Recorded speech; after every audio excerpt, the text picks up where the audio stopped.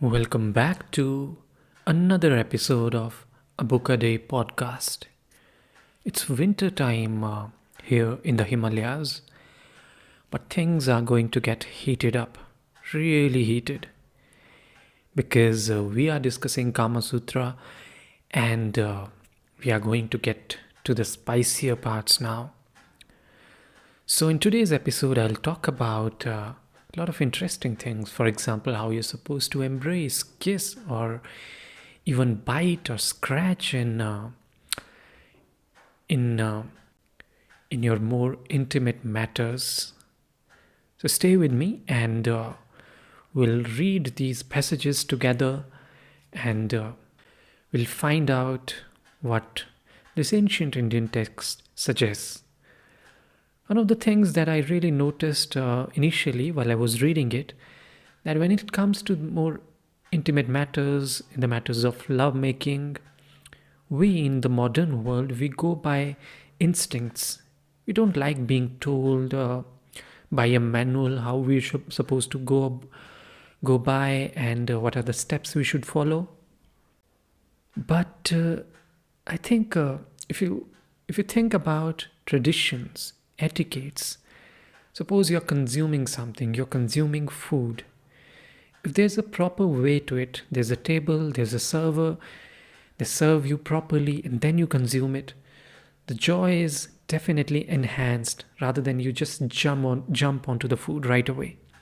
Similarly, it can be said about other things, other kinds of pleasures you get indulged in. If they are done in a proper way, and you have a little bit of patience there, then what happens is the joy, the pleasure, that goes manifold. So it's usually for your own pleasure, to enhance it. That's the idea here.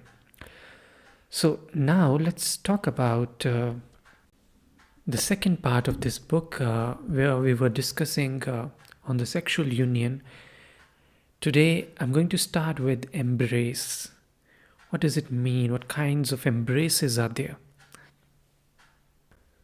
So right away it categorizes mutual love of a man and woman, and when they come together there will be four kinds of embracing. One is touching, one is piercing, one is rubbing, one is pressing. And although they look pretty straightforward what they're talking about, still there's a very good description for each one of them. Let me narrate those descriptions also.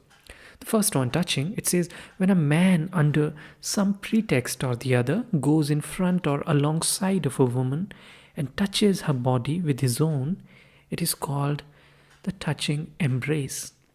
Fair enough, pretty simple. The second one is more interesting. It says when a woman in a lonely place bends down as if to pick up something and pierces, as it were a man sitting or standing, with her breasts, and the man in turn takes hold of them, it is called a piercing embrace. That sounds really exotic. Then the third one is when two lovers are walking slowly together, either in the dark or in a place of public resort or in a lonely place, and rub their bodies against each other. That is rubbing embrace. And the fourth one is when on the above occasion, that is in the rubbing embrace, one of them presses the other's body forcibly against a wall or a pillar. It is called a pressing embrace. So pretty exotic, all these things. Now, again, more details are there in the text, and you should read it if you want to get into all those details. For now, let me move on to another exciting part, which is kissing. It starts with the places where you can mention, where you can kiss.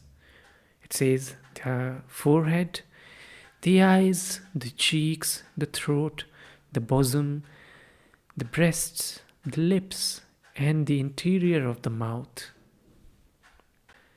But it doesn't stop there. It says people in certain country, they also kiss on other places such as joints of thighs, the arms, navel. But he says, the author Vatsyayana, he says it's not suitable for everybody. Maybe it works for some people, may not work for others. So the other earlier cases that we mentioned earlier, they are pretty much universal. And then it talks about kisses for young girls, and it says there are three kinds of kisses for a young girl. The first one is nominal kiss, then the throbbing kiss, and the touching kiss. It's very interesting. You should read the descriptions or listen to them now that I'm going to narrate them. The first one is the nominal kiss. It says, when a girl only touches the mouth of her lover with her own, but does not herself do anything, it is called the nominal kiss. Then the second one, throbbing kiss. It says, when a girl, setting aside her bashfulness a little, wishes to touch the lip that is pressed into her mouth, and with that object moves her lower lip, but not the upper one. It is called the throbbing kiss. And the third one is the touching kiss. It says, when a girl touches her lover's lip with her tongue, and having shut her eyes, places her hands on those of her lover, it is called touching kiss. But then there are other authors.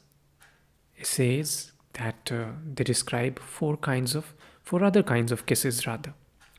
One is straight kiss, one is bent kiss, one is turned kiss, one is pressed kiss. So once again, there are descriptions of each one of them.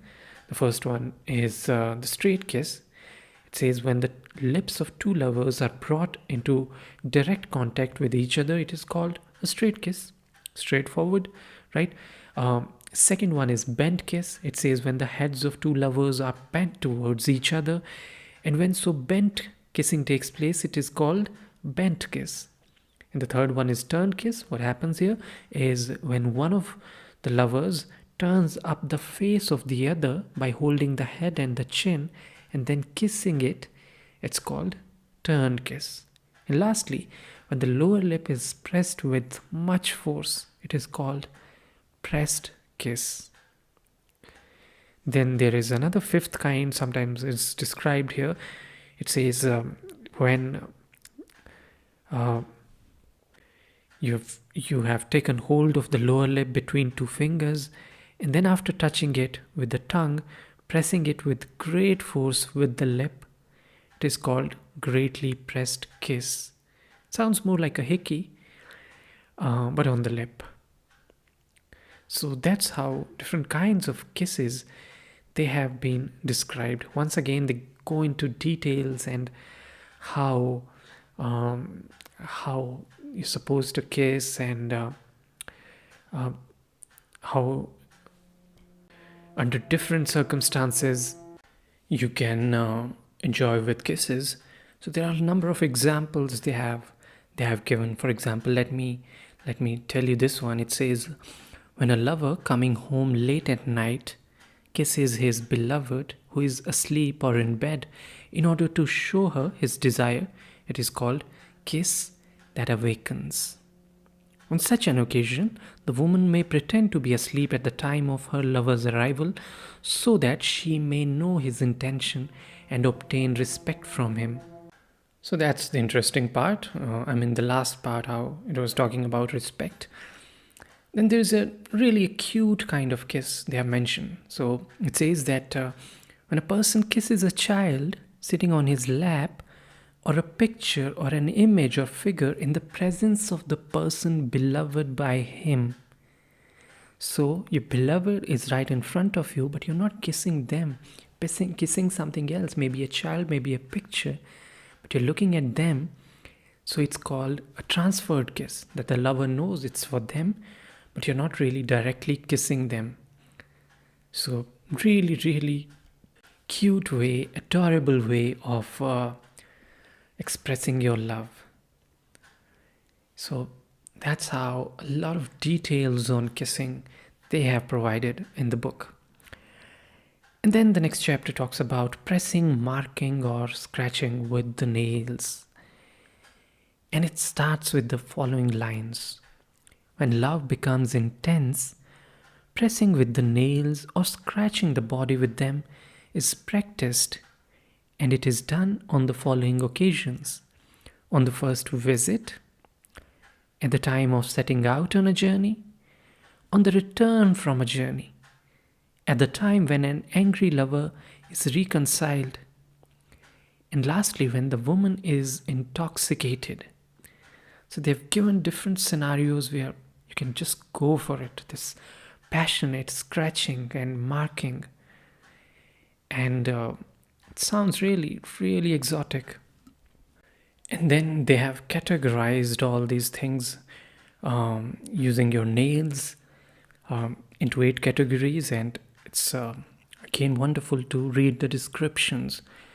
The first one, it says, when a person presses the chin, the breasts, the lower lip, or the jagana of another so softly that no scratch or mark is left, but only the hair on the body becomes erect from the touch of the nails, and the nails themselves make a sound. It is called sounding or pressing with the nails. And this pressing is used in the case of a young girl when her lover shampoos her, scratches her head, and wants to trouble or frighten her. So that's somewhat gentle, I would say. Second is let's talk about the half moon, that mark that leaves. It says the curved mark with the nails which is pressed on the neck and the breast is called half moon. So you just press your nails. That's the half moon. Then there is another one. It says when the half moons are impressed opposite to each other, it is called a circle.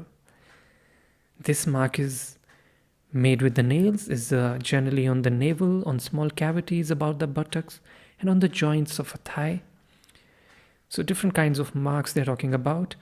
Then there is a mark in the form of a small line which can be made on any part of the body. It's called a line. Simple, straight. Then what happens is in the next one, the same line, when it is curved and made on the breast, it is called tiger's nail. And in the next one, the curved mark is made on the breast by means of 5 nails. It is called a peacock's foot. This mark is made with the object of being praised because it requires a great deal of skill so that you can create that peacock's foot. The next one talks about 5 marks with the nails which are made close to one another near the breasts, near the nipples, and it's called the jump of a hare. And the last one, the mark made on the breast or on the hips in the form of a leaf or the blue lotus. It's called leaf of a blue lotus.